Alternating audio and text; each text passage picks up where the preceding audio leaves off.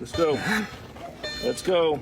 You can record. I'm recording too. This is the beginning of the live stream. Why does she have to do it? Dre's daughter questions the officer why her mom is being told to get out of the car. I don't know why I'm really being pulled over and he's interrogating me. I'm black, I'm deaf, George Floyd just happened. Out, come on. The police officer pulled my arm, yes. Yeah, he pulled my arm.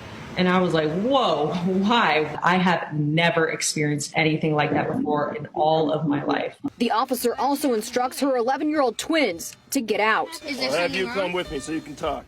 Dre says it only got worse as she couldn't communicate with the officer. I'm saying, look at this, like we need a text, we need a write, and he just kept on talking and talking and talking. I will sit down on the curb.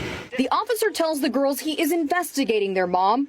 Dre says she was in the area near Decatur and Ann Road to get rent money back after moving out early. But the landlord called police. She's just over here because she needs her money back from her friend.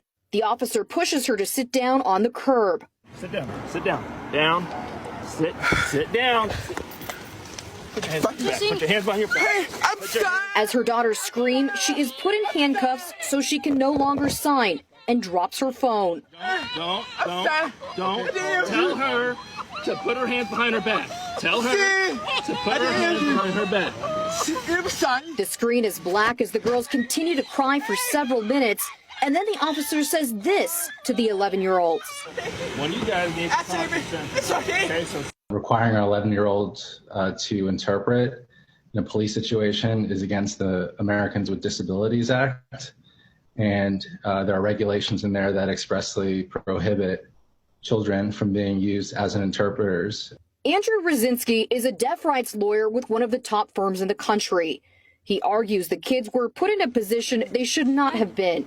Many police departments have 24-hour interpreter service for multiple languages, including sign language. There are services out there, such as video relay services, in which someone could pull up an interpreter on their iPhone or iPad. I never thought that this would happen to me because I'm not a criminal.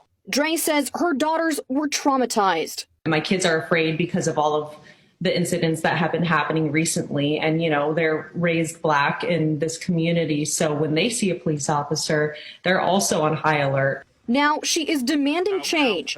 So what happened to her will not happen to anyone else. I really want all of Las Vegas police to change with how they learn and how they deal with deaf people, because it is really scary how deaf people are treated. If my kids weren't with me, then I would have died that day. My kids saved my life.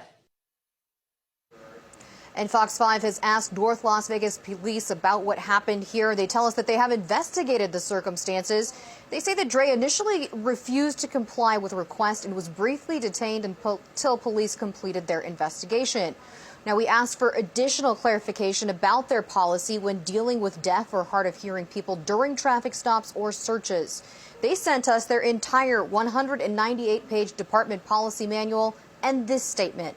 This department will make every effort to see that its employees communicate effectively with people who have identified themselves as deaf or hard of hearing. Live at the update desk tonight, Kim Passoff, Fox 5 News, local, Las Vegas.